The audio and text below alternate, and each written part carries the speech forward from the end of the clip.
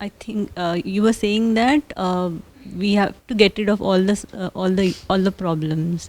So yesterday we were also talking about the bodily tendencies which are there by default, and we still have to go ahead towards the destination, which is mukti. So if I'm combining it, what I feel is that one is solve the problem, other one is identification of a problem, whether something is really a problem or not. Like things which are by default there in your body might not sometimes be a problem unless you see them like with a magnifying glass and you think and you're stuck there. So this is confusing me a bit on what mukti is. Like, when we say our final goal in life is mukti,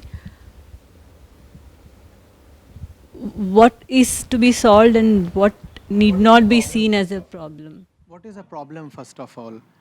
The essential flow of the Prakritic world is not a problem. When we say a problem is always for a consciousness that sees the problem, right? In the Prakritic world, there is essentially no problem. There is life, there is death,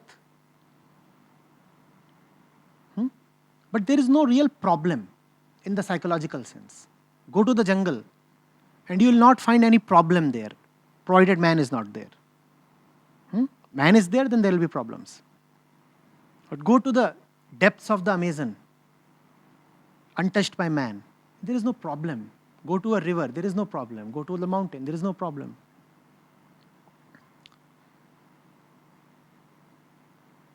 Problem is when the I gets entangled with the happenings in the Prakritic world.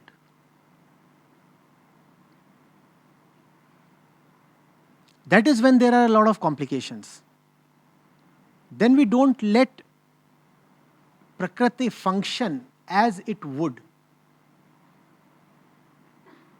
We start energizing some parts of Prakriti. In our bid to solve, we start complicating matters. And it is not something that we do consciously. We are born entangled. When the child is born, he is already entangled with Prakriti. And that is the problem. Because you are born problemed, so you have an urge to solve the problem. But because you are a part of the problem now, so your efforts to solve the problem only complicate the problem. Therefore, what is mukti or liberation? Stop identifying with the problem, stop energizing the whole situation, and step away from it. See that the problem does not exist by itself. The problem exists only with reference to the consciousness that experiences the problem. The one who is experiencing the problem is a part of the problem. In fact, he is the energizer of the problem. The experiencer is not merely the experiencer, he is the energizer. Therefore, he has to disassociate himself from this tangle called the problem. That is liberation. Disassociation. Disengagement.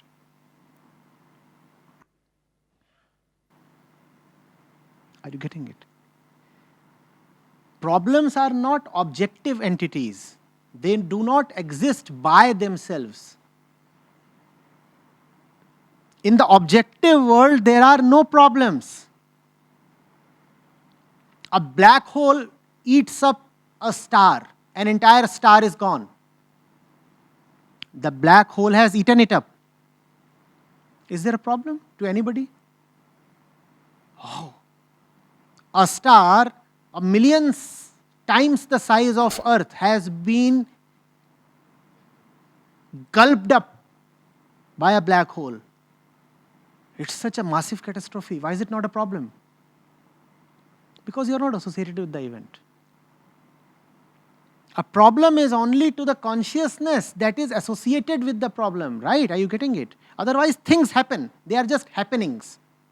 They are just happenings, nothing personal. They are just happenings. There is nothing personal in them for you. So it's okay. But if even a small teacup in your house breaks, then it's worse than the formation of a supernova. Is it not? Because you are. It is not in the happening. It is in your entangled state of consciousness. How to solve it? By stopping the energy that you give to it. Just see this.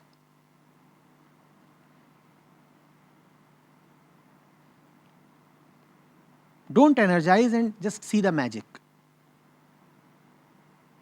Then things will just be things. Events will just be events. Happenings will just be happenings. There will be no problems.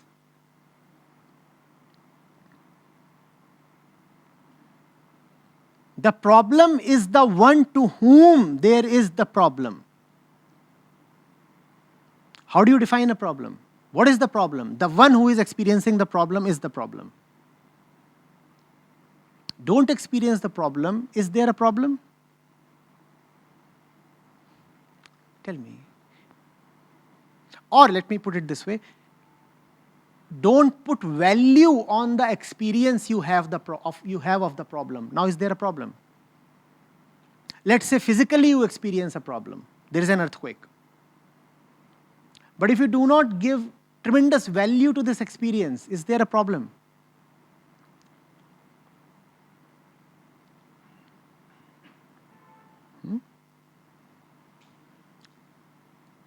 In other words, you could say a problem is a false value system.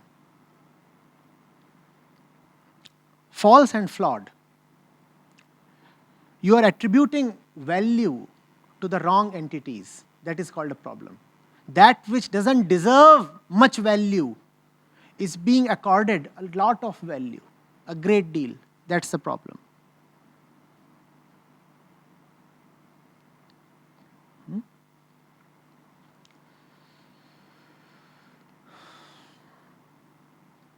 I generally think about things and the relations or the work I'm doing or the stuff I buy.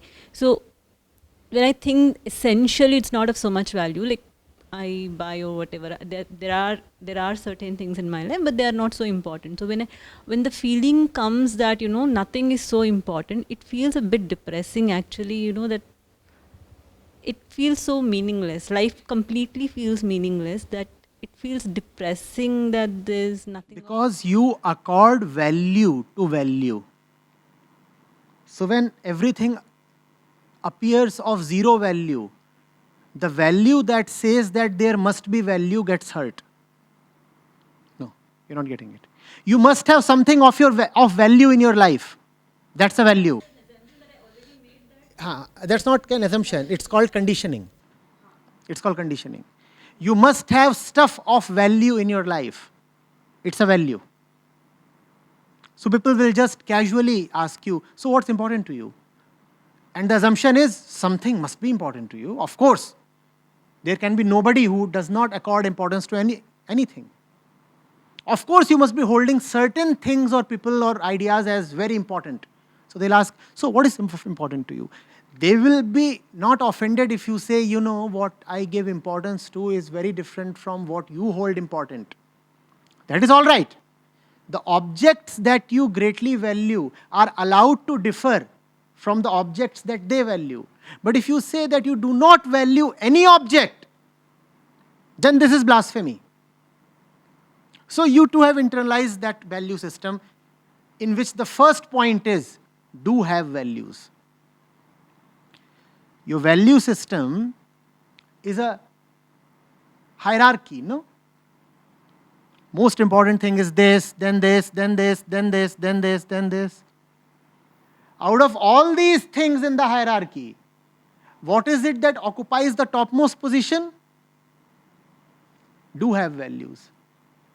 So when you see that nothing is of value, the very first value gets offended. Huh? My life is so barren. There is nothing valuable in it. Oh my God. I'm so poor. Of course, everyone must have rich things in life. There's nothing in my life. Huh? Flawed value system. From the very outset, flawed. The very first point is flawed. Don't you see it is all so very materialistic? You must have something valuable in life. What are you referring to? Aren't you referring to something that is very much carnal, material?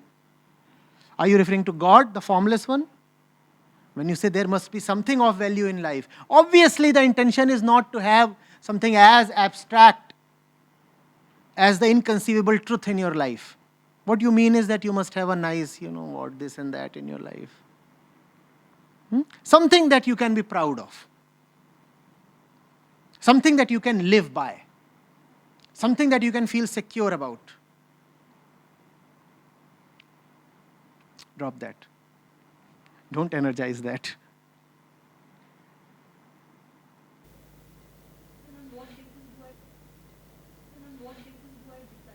See what is it that is hurting you the most. You don't need to do much. We said disassociation. We said disengagement. We said de-energization. We used the negativa to describe what must be done. We said don't do. Hence, just see what all troubles your excessive doing is bringing to you and stop doing. That's what needs to be done. Not something extra. Rather, a discontinuation of much that you are obsessed with doing.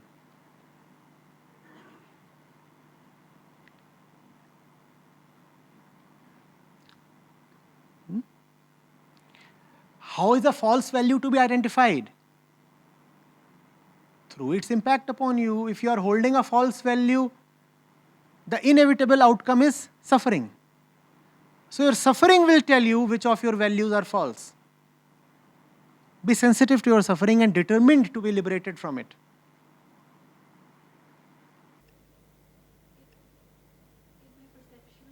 Yes, quite possible. Then you need company, where you see an example of what real liberation means, or freedom from suffering means, or joy means. Then you will be reminded of something that is possible to you and yet is not becoming available to you. It is quite possible that we get so accustomed to suffering that suffering stops appearing like suffering. It becomes the default mode of life. Then you need company. Then you need somebody who is quite unlike you. And then you'll be reminded, why is that quality of life which radiates through his being not available to me?